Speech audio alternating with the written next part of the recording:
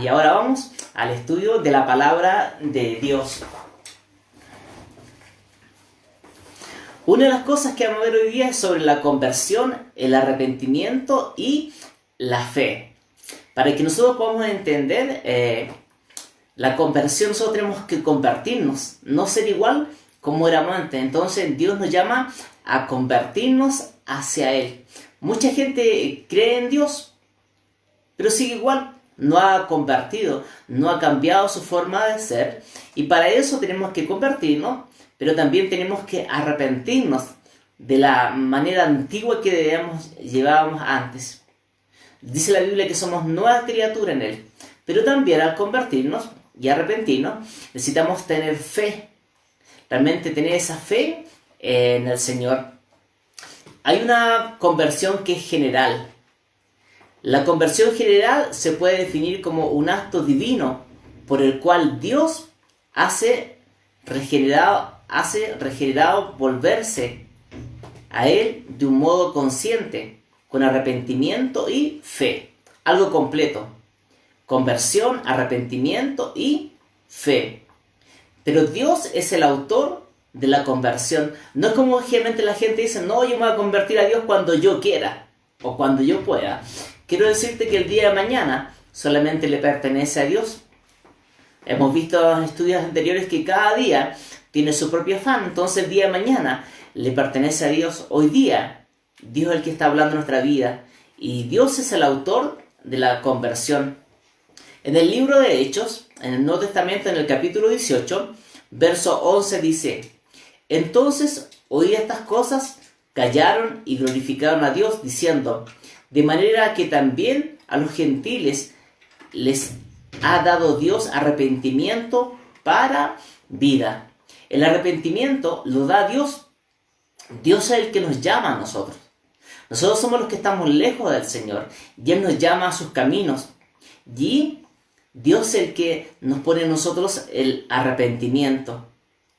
Dice Timoteo, segundo libro de Timoteo, en el capítulo 2, verso 25, que con mansedumbre corrijan a los que se oponen, porque por si quizás Dios les conceda que se arrepientan para conocer la verdad. Entonces, Dios es el que actúa en el ser humano. ¿Cuántas veces a lo mejor a ti te han hablado de Dios? A lo mejor la persona que está al lado tuyo, tu esposa, tu esposo, tu hijo, tu familia, tú les has hablado de que hay un arrepentimiento hacia Dios. Y la gente todavía no quiere escuchar y volverse a eso. Pero Dios dice que con mansedumbre. Dice Dios: con amor eterno te he llamado. Con cuerdas de amor te he atraído hacia ti, hacia mí. Entonces es Dios el que pone en nosotros el arrepentimiento. ¿Para qué nos llama al arrepentimiento Dios? Para que podamos conocer la verdad. La verdad se llama Jesucristo. La verdad se llama el amor que el Señor ha venido a compartir con nosotros. La nueva vida de la regeneración no obra por sí mismo un cambio consciente de la vida, sino es por medio del Espíritu Santo. Dios Padre es creador, Dios Hijo es el Salvador y Dios Espíritu Santo es el que convence al mundo de pecado. Entonces, para que nosotros podamos tener una regeneración de nuestra vida que llevábamos antes, necesitamos que el Espíritu Santo haga una obra en nosotros. Y esa obra comienza desde adentro hacia afuera. Pero si yo no le doy la oportunidad al Espíritu Santo para que haga una obra en mi vida, yo puedo decir, yo creo en Dios, pero no haber ningún cambio. Y Dios quiere que pueda haber esa conversión, pueda haber esa regeneración. Y el que convence al mundo de pecado es el Espíritu Santo. Vivimos nosotros en un tiempo a que todo lo malo le llama bueno y a lo bueno se le llama malo. Vivimos en un tiempo en que a la gente le da lo mismo pensar o creer. Pero Dios no es así. Dios es tan verdadero que su palabra no ha cambiado. Dice la Escritura: sécase la hierba, marchítase la flor, mas la palabra de Dios permanece para siempre. Y es a través del Espíritu Santo en que la gente tiene un cambio. Dice Juan 6:44, capítulo 6, verso 44: ninguno puede venir a mí si el Padre que me envió no lo trajere, y yo le resucitaré en el día postrero. Dios, el que nos llama a nosotros. ¿Cuántas veces Dios te ha llamado a ti? ¿Cuántas veces Dios ha hablado a tu vida? ¿Cuántas veces te han predicado? A lo mejor la persona que está a tu lado todos los días te dice, acepta a Jesucristo, conviértete a Él. Y tu corazón todavía está duro para el Señor. Acuérdate que Dios hace la obra en nuestro corazón. Entonces, nosotros necesitamos Él, el que nos trae. Y trae una promesa que dice que en el día postrero, en el final de los tiempos, Dios lo resucitará. Pero mientras en la regeneración es Dios solamente quien obra y el hombre es meramente pasivo. Es Dios el que hace la regeneración. Nosotros tenemos una forma pasiva. En la conversión, la persona regenerada es llamada a cooperar. Entonces existen dos cosas: la regeneración y la conversión. Y ahí donde Dios a nosotros nos invita a convertirnos a Él, a volver nuestro camino hacia Él. Y ahí Dios nos invita a cooperar. Nosotros debemos poner de nuestra parte. ¿Y qué es poner de nuestra parte? Andar en los caminos de Dios, leer la palabra de Dios, confiar en lo que Dios quiere hacer en nosotros, puede colocar en nosotros. Dice, el que comenzó la buena obra en nosotros la va a perfeccionar hasta el fin. Y para perfeccionarla hasta el fin, yo debo colocar de mi parte. Dice el salmista, Jehová cumplirá su propósito en mí. Dios tiene un propósito en mi vida, Dios tiene un propósito en tu vida, pero para eso yo tengo que colocar de mi parte, tengo que cooperar en la obra de Dios. Dice Isaías 56:7, yo los llevaré a mi santo monte y los recrearé en mi nación. Sus holocaustos y sus sacrificios serán aceptos sobre mi altar, porque mi casa será llamada casa de oración para todos los pueblos. Ahí es la invitación que hace el Señor. Los llevaré a mi santo monte. Me recrearé en la casa de oración. Sus holocaustos y sacrificios serán aceptos sobre mi altar, porque mi casa será llamada casa de oración para todos los pueblos. Dios a todas las naciones, a todos los pueblos, lo está llamando. Todos conocemos el pasaje, puede ser el pasaje más conocido de la Biblia, Juan 3:16, porque de tal manera amó Dios al mundo. A todo el mundo, a todas las personas que viven en este mundo, Dios los ama por igual y la invitación es para todos. Jeremías 18:11 dice, ahora pues habla luego a todo hombre de Judá y a los moradores de Jerusalén, diciendo, así ha dicho Jehová, he aquí yo dispongo mal contra vosotros, trazo contra vosotros designios, conviértase ahora cada uno de su mal camino y mejoraré sus caminos y sus obras. El libro de Romanos dice que la paga del pecado es muerte. La paga del pecado es muerte, mas la dávida de Dios es vida eterna en Cristo Jesús. La dávida es un regalo de Dios. Dios siempre al ser humano lo ha advertido. Desde los inicios, desde Génesis, Dios le dice a Adán, si tú vas a comer de ese árbol, vas a morir. Le advirtió, pero el hombre fue desobediente. Pecó y Dios lo expulsó del paraíso. Y es la consecuencia de nuestra humanidad. Y acá en el libro de Jeremías, Dios les dice, conviértanse ahora cada uno de su mal camino. Yo no sé cuál es tu camino. No sé si realmente tú estás en el camino de Dios, en el camino correcto, o si estás lejos de Dios. Pero Dios dice, conviértete a mí. Conviértete, vuélvete a mi camino. ¿Y cuál es la promesa de Dios? Y mejoraré sus caminos y sus obras. Los profetas del Antiguo Testamento le decían al pueblo de Israel, volved a la senda antigua. A lo mejor un día tú caminaste con Dios y te alejaste del Señor. Y Dios está diciendo, vuelve a mi camino. Deja el camino del mal y yo mejoraré tus caminos y sus obras. En el libro de Hechos, Pedro, cuando comienza a predicar en el capítulo 2, verso 38, le dice a los israelitas, al pueblo que estaba ahí, le dice: arrepentíos y bautícese cada uno de vosotros en el nombre de Jesucristo para perdón de pecados y recibiréis el don del Espíritu Santo. Arrepentíos. Jesús comienza su ministerio, Mateo capítulo 4, y dice: arrepentíos, el reino de los cielos se ha acercado. Lo primero que pasa en nuestra vida, en nuestra conversión, es el arrepentimiento. Que realmente nosotros podamos arrepentirnos y volvernos al Señor. Que realmente nosotros podamos saber que Dios es el que nos perdona. No sé cuál es tu condición, pero Dios sí nos perdona. Si tú vas de corazón a Él nos perdona y nos da su Espíritu Santo. Cuando yo me convierto al Señor, el Espíritu Santo viene a mi vida y comienza una obra desde adentro hacia afuera. Pero aún en este caso, el hombre solo puede actuar por el poder de Dios. Dios le imparte ese poder.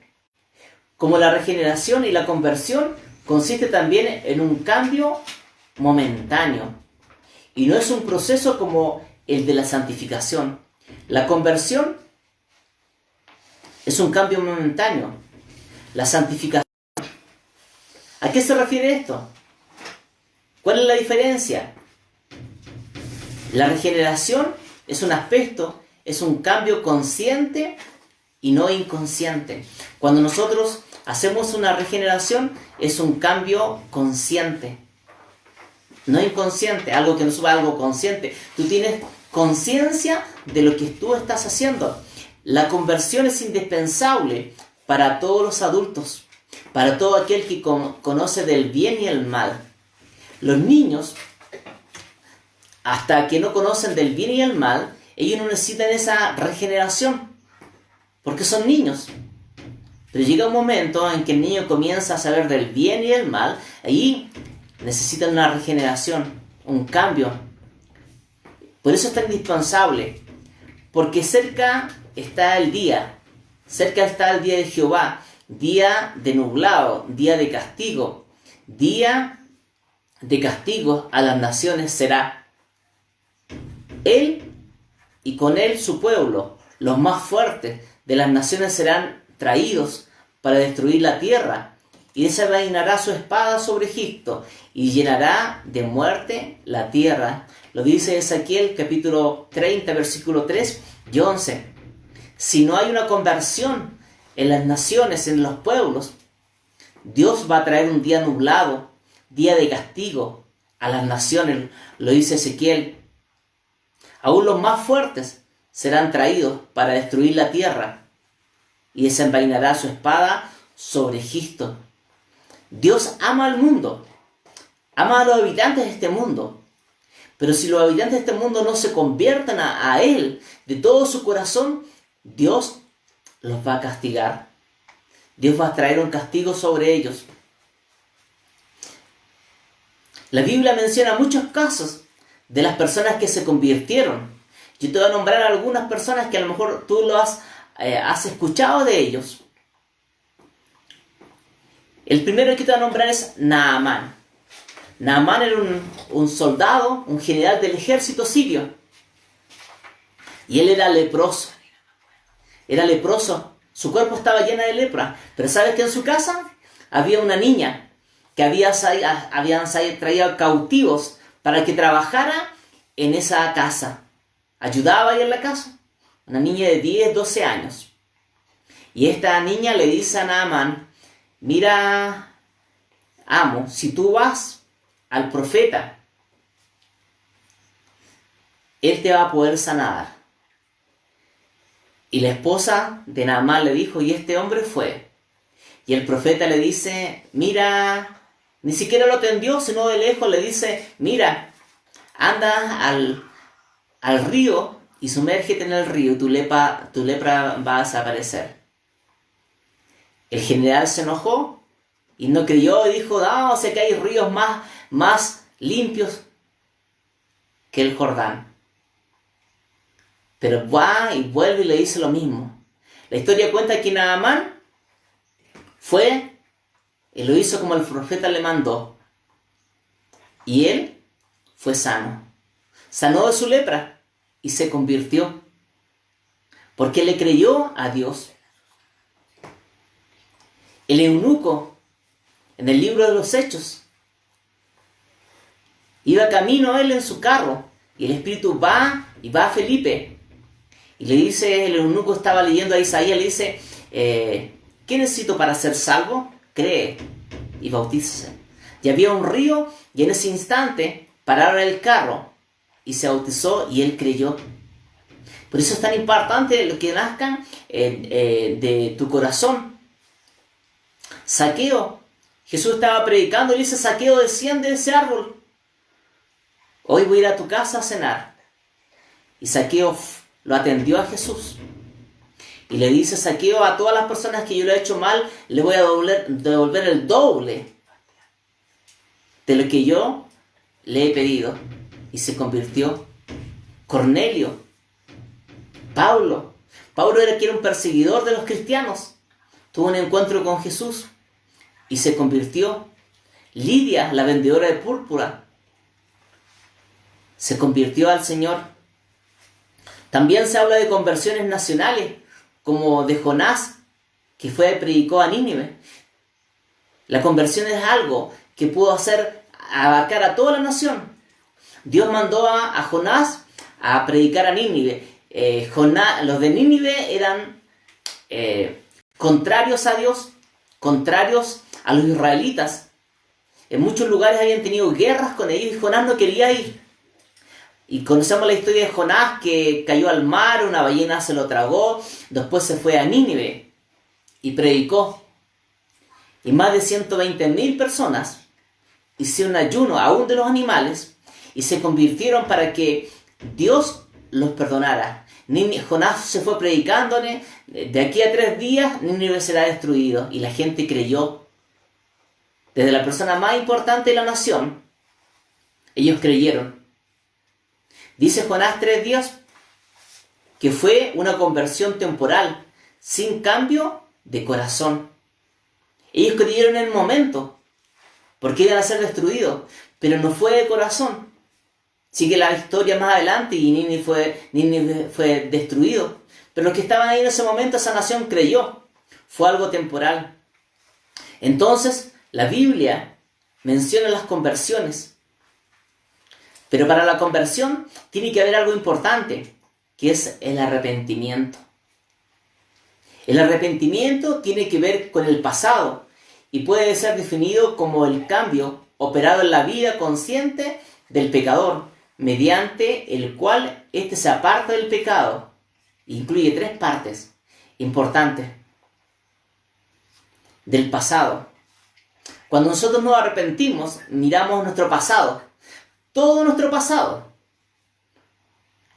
No sé qué edad tienes tú y te vas a convertir este día, pero de este día hacia atrás, Dios quiere traer arrepentimiento.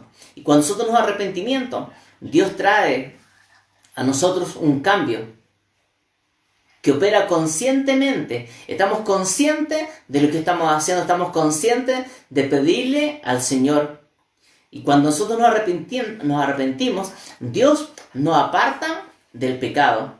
¿Y cuáles son las 3 partes de este arrepentimiento? La primera, el elemento intelectual, que es una visión de la vida pasada en pecado, incluyendo culpa personal, contaminación e impotencia. ¿Qué significa eso? Que yo intelectualmente sé mi pecado. Sé el robo, la mentira, el engaño, todo lo que se venga a mi mente, yo lo sé, que es pasado, que es pecado. Y algo personal de cada una de las personas que ha traído contaminación e impotencia. ¿Cuántas veces tú has querido dejar tu pecado? ¿Cuántas veces tú has querido arrepentirte? ¿Cuántas veces has querido dejar ese mal camino que tú has llevado? Es algo intelectual, lo has pensado, decir, yo ahora voy a dejar este mal camino. Es algo intelectual, lo estás pensando. Segundo, el elemento emocional, que es un sentimiento de tristeza por el pecado cometido contra Dios que es justo y santo. Siento una emoción, siento una tristeza porque pequé, porque mentí, porque no seguí los caminos de Dios, o cuántas cosas que están en tu mente. Pero es algo emocional. Lo emocional dura un momento. Es cuando tú vas al estadio y gritas un gol. Y es una alegría, es una explosión de tuya. Pero pasó el momento y se olvidó. Es algo emocional.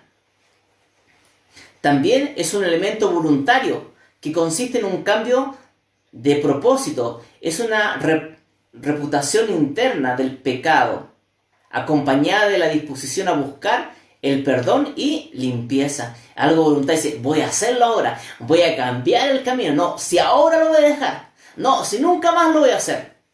Pero algo de tu voluntad, algo voluntario. Dice el libro Romanos, capítulo 3, verso 20. Ya que por las obras de la ley, ningún ser humano será justificado delante de él. Porque por medio de la ley es el conocimiento del pecado. Pero si no tienen don de continencia, cásense, pues mejor es casarse que estar quemándose. Dice la Escritura, pero los que están unidos en matrimonio, mando yo, no, sino el Señor, que la mujer no se separe del marido. O menospreciáis las riquezas de su benignidad y paciencia, longanimidad, ignorando que su benignidad te guía al arrepentimiento. Dice el libro de Romanos. En Romanos 2:10 nos enseñaba, esta actitud es obrada principalmente en la ley de Dios. ¿Para qué se puso la ley?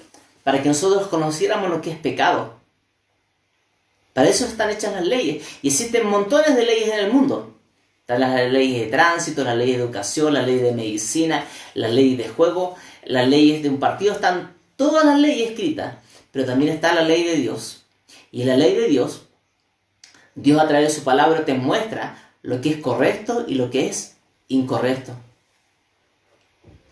La Biblia considera el arrepentimiento como un acto totalmente interior, como un dolor real a causa del pecado, el cual no debe confundirse con un cambio de vida resultante. Realmente cuando hay un arrepentimiento, es algo interior. Es cuando tú realmente derramaste tu corazón al Señor, cuando tú realmente sentiste en lo profundo de tu corazón que tú le habías fallado a Dios, que tú habías pecado contra el Santo. Es un cambio de vida, es algo que Dios hace. Y ahí nos muestra, cuando nosotros nos convertimos, nos muestra todo lo malo, todo lo negativo que nosotros habíamos hecho con Dios, cómo nosotros nos habíamos rebelado contra el Señor, cómo habíamos sido desobedientes al Señor. Cuando Dios formó al pueblo de Israel, ¿sabes? Le pidió una sola cosa. Le dice, mira Israel, tú eres el pueblo más insignificante del mundo, pero tú vas a ser la nación de Dios. Una sola cosa pido de ti. Y esa cosa le dices, la obediencia. Sé obediente delante de mí. Y conocemos la historia de Israel, que en toda su historia fue desobediente al Señor. Entonces, ¿qué hace el arrepentimiento? Es un acto interior. Y vemos todo lo negativo que pasó en nuestra vida. Pero en este arrepentimiento, cuando nosotros nos arrepentimos y nos convertimos a Dios, también está lo positivo, lo que trae gozo a mi vida, lo que trae esperanza. Al revés del arrepentimiento, la fe mira al futuro. Esta conversión trae algo positivo, que es la fe. La fe viene por el oír la palabra de Dios. ¿Qué es lo que más escuchamos en este mundo? Escuchamos comentarios, noticias, lo que pasa. Pero a lo mejor tú no has escuchado lo que realmente es la buena noticia. La buena noticia es el Evangelio, es la palabra de Dios. El arrepentimiento viene en la fe, y la fe siempre mira hacia el futuro. Yo creí el día de ayer. Bueno, creíste el día de ayer, pero el día de ayer ya pasó. La fe siempre mira hacia el futuro, mira hacia adelante, mira lo que Dios va a hacer, los milagros, los prodigios, las sanidades, las maravillas, la vida eterna, la venida del Señor. Siempre la fe mira hacia adelante. Pero también hay diferentes clases de fe. La Biblia no habla siempre de la fe en el mismo sentido. Se refiere a la fe histórica, que consiste en una aceptación intelectual de la verdad de la Escritura, sin ninguna respuesta moral o espiritual. Esta clase de fe no tiene verdadero interés en la verdad ni la toma en serio. Hay gente que ha escuchado de la fe que Dios hace milagros, pero no cree. Te voy a colocar un caso. Lo mismo que veíamos recién de Nínive. Ellos creyeron, pero creyeron en el momento de la necesidad. Oh Señor, salva a Nínive, porque Dios lo iba a destruir. 120.000 personas iban a ser destruidas. Y Dios tuvo misericordia de ellos, porque Dios lo había creado. Tú que no crees en Dios, Dios te creó. Es que yo no creo en Dios, soy ateo, pero Dios te creó. Dios te formó tal como tú eres. Entonces, ¿qué pasa con esta fe que es histórica? Es el caso del rey Agripa. Pablo fue a predicarle al rey Agripa y le dice: ¿crees, oh rey Agripa, a los profetas? Yo sé que crees. Entonces Agripa dijo a Pablo: por poco me persuades a ser cristiano. Él conocía, había escuchado de los milagros, pero no quiso creer. Y le dice: por poco me persuades a ser cristiano. A lo mejor te ha pasado a ti eso. Por poco me convences. No es una convención, es convertirse realmente de todo nuestro corazón a Dios. Agripa pudo haber sido salvo, pudo haber inscrito su nombre en los cielos, pero no creyó, sabiendo que había un Salvador, sabiendo que miles de personas se habían convertido. No creyó.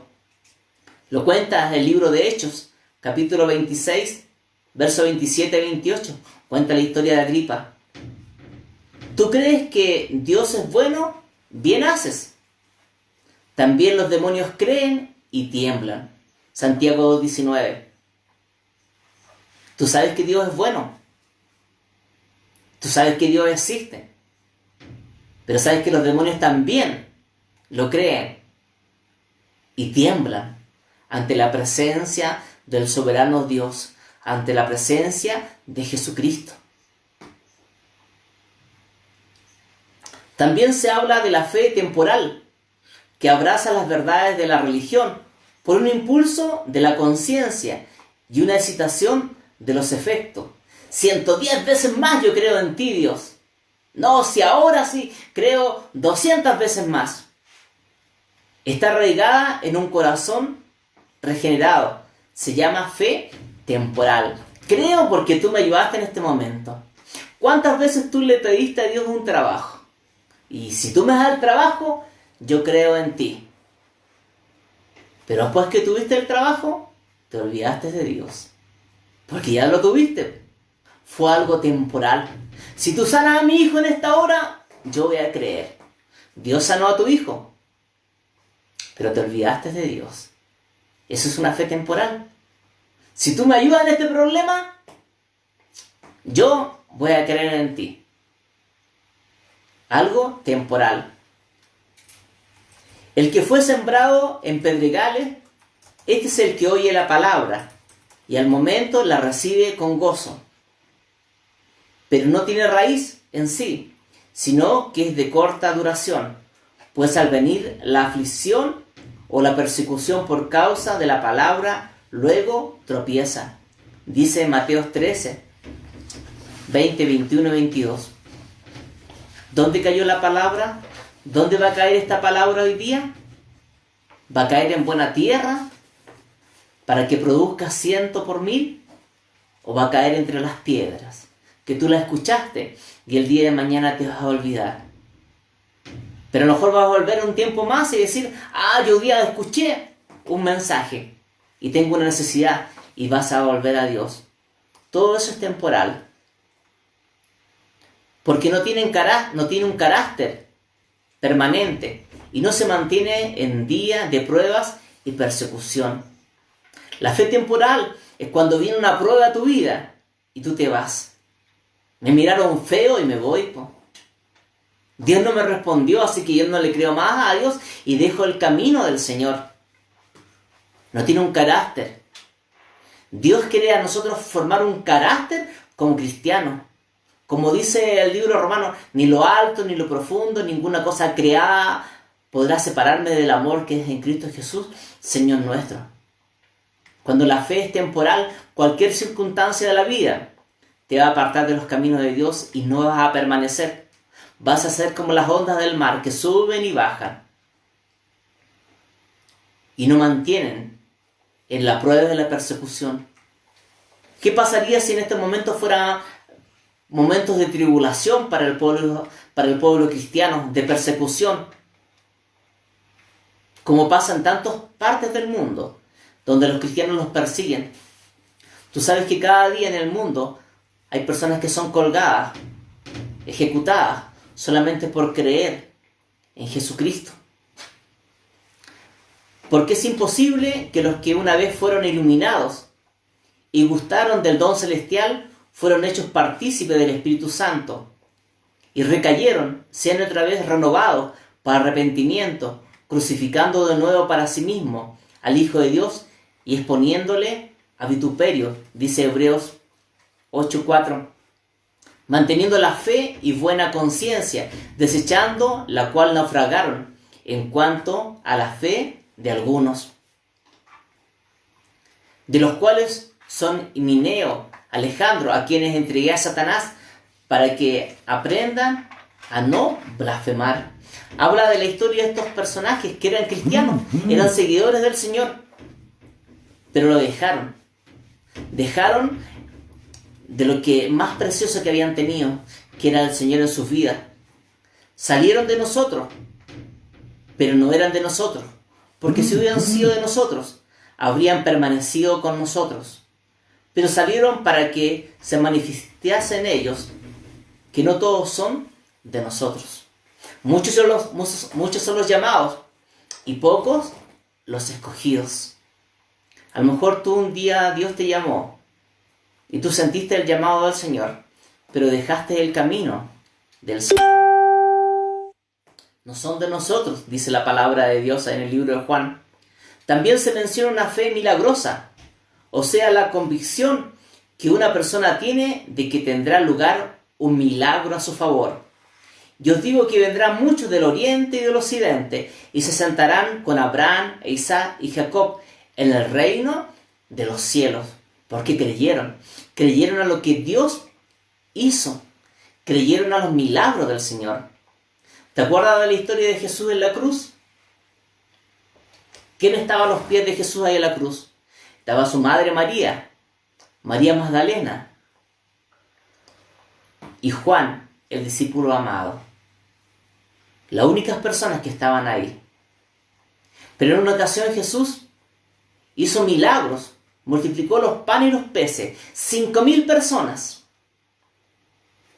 ¿A cuántas personas sanó el Señor? ¿Cuántos milagros no hizo? Pero se olvidaron. Ahí cuando Jesús estaba en la cruz, solamente habían 3 personas. Su madre, María Magdalena y el discípulo amado. También se menciona la fe milagrosa. No, Señor, yo espero el milagro. Y cuando hace el milagro Dios, después se olvida. Pero también Dios tiene una promesa. Y os digo que vendrán muchos del oriente y del occidente, y se sentarán con Abraham, Isaac y Jacob en el reino de los cielos. Donde tú estás, Dios puede hacer un milagro en ti, si tú crees y tienes fe y perseveras en los caminos de Dios. El Evangelio es un evangelio de perseverancia, de permanecer día a día en los caminos del Señor. Entonces Jesús dijo al centurión: ve, y como creíste, te sea hecho. Y su criado fue sanado en aquella misma hora. Creyó. en esa misma hora. Esta fe puede o no ir acompañada de una fe verdadera y salvadora. La Biblia no solo menciona, sino que hace énfasis en la necesidad de la fe salvadora, la cual tiene su asiento en el corazón y su arraigo en la vida regenerada. Me acuerdo de los 10 leprosos. Fueron sanados. Dios los sanó. Pero ¿cuántos fueron salvos? 1. Volvió a dar las gracias. Y Dios le dice, Jesús le dice, ve, tú eres salvo. 10 fueron sanados. Pero todos no fueron salvos, sino los que realmente reconocieron a Jesucristo había hecho el milagro. ¿Cuáles son los elementos de esta fe que nosotros necesitamos, de esta fe que es algo de Dios? Se distinguen 3 elementos en esta fe salvadora. Elemento intelectual. Hay reconocimiento positivo de la verdad, revelada en la palabra de Dios. Un discernimiento espiritual que apela al corazón del pecador. Es un conocimiento cierto, basado en las promesas de Dios. Tú tienes que reconocer eso en el Señor. Algo intelectual. Tú tienes que pensarlo. No es una emoción. Tú tienes que pensarlo. Y está revelado en la palabra de Dios, en que tú puedas creer a la palabra de Dios. Es un discernimiento espiritual. Por eso toda la gente no lo entiende. Porque tiene que hacer una obra del Espíritu Santo en nuestra vida. Y apela al corazón. Dios está apelando siempre a nuestro corazón. Ábrele tu corazón al Señor. He aquí yo estoy a la puerta y llamo. Dice el Señor. Abre tu corazón al Señor. Y está basado en las promesas de Dios. La Biblia está llena de promesas para con nosotros. Segundo, un elemento emocional o sentimental. Este elemento no se caracteriza en que proporciona una fuerte convicción de su importancia. Esto es lo que se llama asentimiento.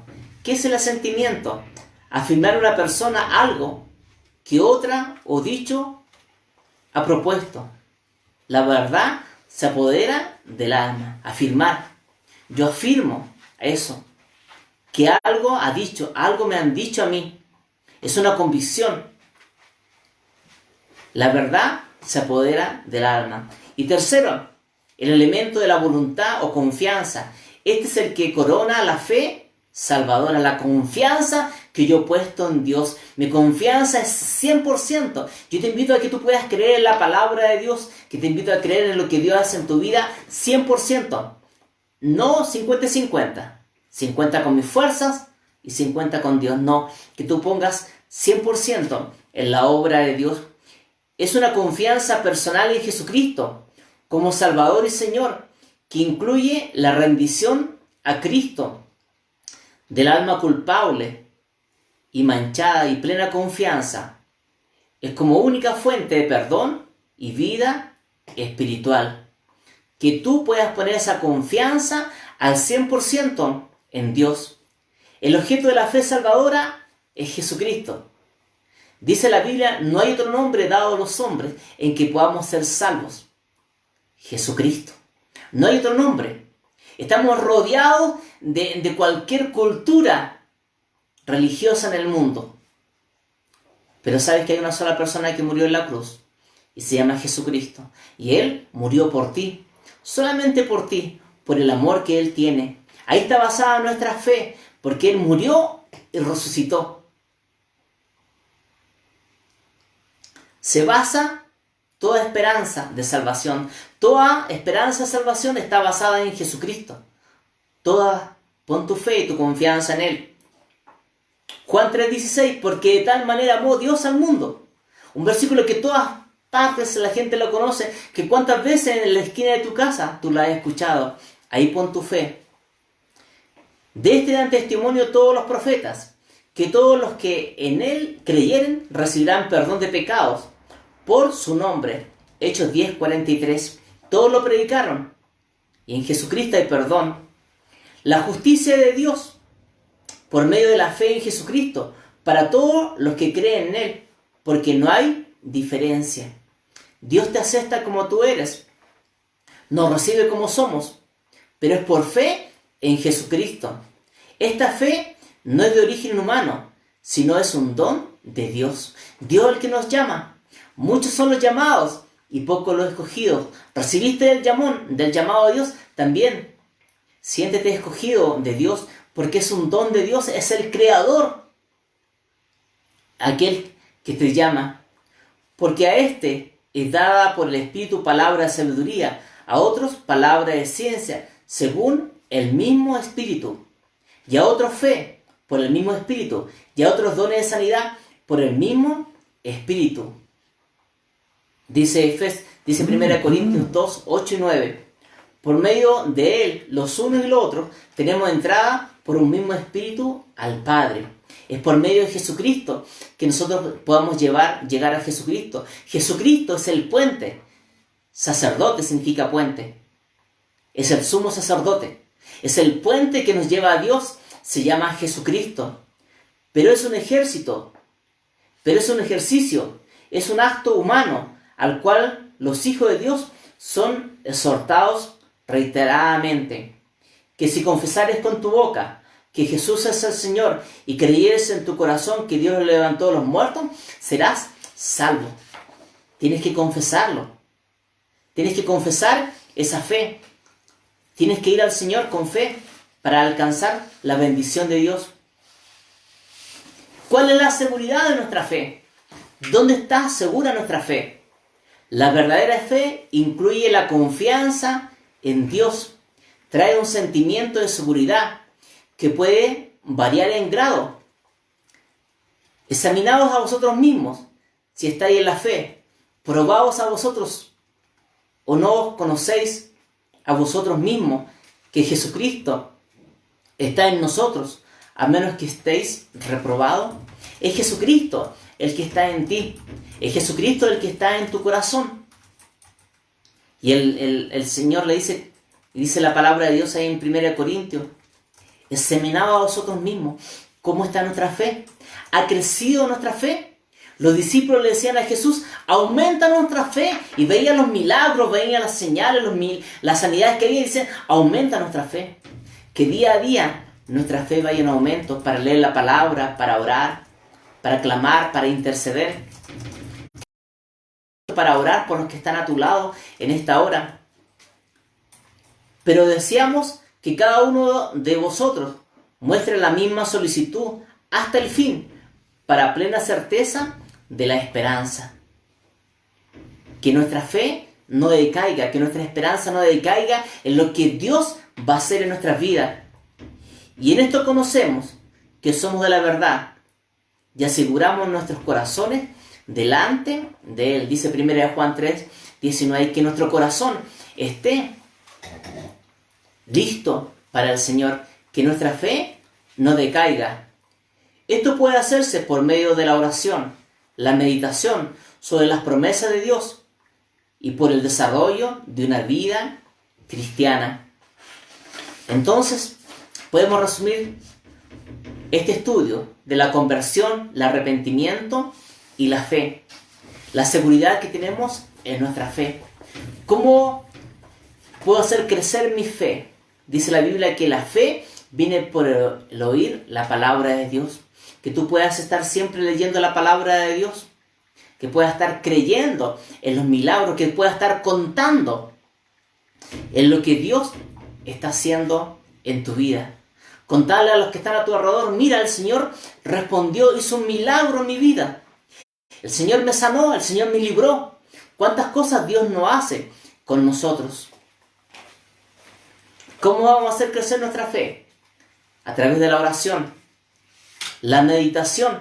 Medita la palabra de Dios. Medita. Que lo que tú escuchaste lo puedas meditar durante todo el día. La palabra de Dios sobre las promesas. La Biblia está llena de promesas para con nosotros. Tómate de las promesas del Señor. Las promesas de vida eterna, las promesas de sanación, las promesas de salvación, las promesas de restauración. Y desarrolla tu vida cristiana. Que Dios te bendiga en esta mañana. Que tu fe vaya en aumento. que tu fe vaya creciendo y va a ir creciendo.